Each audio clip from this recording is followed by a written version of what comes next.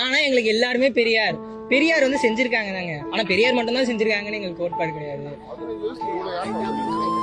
யாரு? சீமான் மாமா தான். நானும் இப்ப அம்மா அப்பா எல்லாம் 2012 இருந்து இருக்காங்க.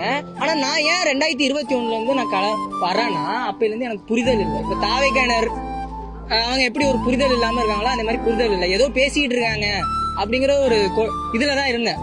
சரி என்னதான் பேசுறாங்க எடுத்து பார்க்கும் போதுதான் அதுல ஏகப்பட்ட கொள்கை. நீ ஒரு வேலை வாய்ப்பு இல்லாம நீ கஷ்டப்படும் போது என்னைய பாடுறா அப்படிங்கிறாங்க. அப்போ இந்த மாதிரி ஒரு வேலை இல்ல அப்படின்னா ஒரு தொழிற்சாலை வருது, தொழிற்சாலை வந்துச்சுன்னா வளத்தை அழிக்குது. வளத்தை அழிக்கிற தொழிற்சாலை ஏன்டா கொண்டு வரீங்க அப்படின்னு கேட்டா உங்களுக்கு வேலை வாய்ப்பு வேணும்ல, அதுக்காக கொண்டு வரோம் அப்படிங்கிற ஒரு முன் காரணம். ஏன் நீ அதை கொண்டு வர?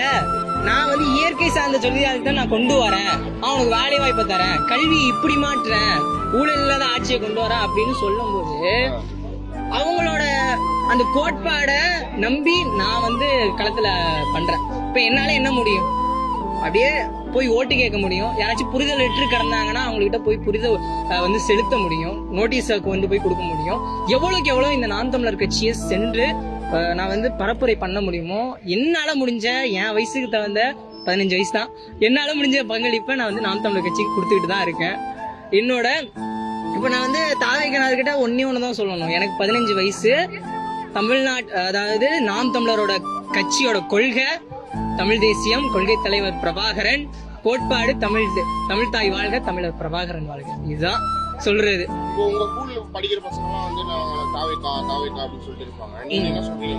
சண்டெல்லாம் வருமா? ஏன் விஜய் பண்றாங்கன்னு சொல்லுவாங்க. அவங்க கிட்ட வந்து எப்படி சொல்றது, கடந்து வந்துடணும். அவங்ககிட்ட சொல்ல போனா கடந்து வர்றதான். அந்த சண்டை வந்திருக்கா? கண்டிப்பா வந்திருக்கு. என்ன பண்ணீங்க அந்த சண்டையில? அந்த சண்டையில என்னன்னா சீமான் என்ன பெரிய ஆளா அந்த மாதிரி எல்லாம் வந்திருக்கும். அந்த அளவுக்கு சீமான் என்ன பெரிய ஆளா அவங்ககிட்ட மௌனமா வந்ததுதான். அலெக்சாண்டர் சீமான் மாமா சொன்னது அலெக்சாண்டர் சொல்லியிருக்காரு, இந்த மாதிரி ஒருத்தன் அவங்ககிட்ட வந்து சொல்றான்னா அவங்ககிட்ட நீ என்னத்தை காட்டணும், புன்னகையை காட்டுறான்னு சொல்லிட்டு போயிட்டாரு. சிரிச்சுட்டு போக வேண்டியதான். அவங்களுக்கு இருக்கிற அறிவு அவ்வளவுதான். நமக்கு அறிவு இருக்கு, நம்மளுக்கு ஒரு லட்சியம் இருக்கு, நம்மளுக்கு ஒரு கோட்பாடு இருக்கு, அதை நோக்கி போயிட்டே தான் இருக்கணும்.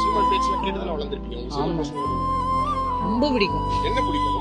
என்ன பிடிக்கும்னா இந்த புத்தகத்துல இவர் இப்படி சொல்லியிருக்காரா, இந்த பெரியார் ஈவேரா சொல்ல நம்ம ஆயிரக்கணக்கான பெரியார் இப்படி எல்லாம் சொல்லியிருக்காரா, இப்படி எல்லாம் சொல்லியிருக்காரு அப்படின்னு சொல்லி சொல்லி சொல்லி சொல்லி ஊட்டி ஊட்டி வளர்த்திருக்காருல, அது எனக்கு ரொம்ப பிடிச்ச விஷயம்.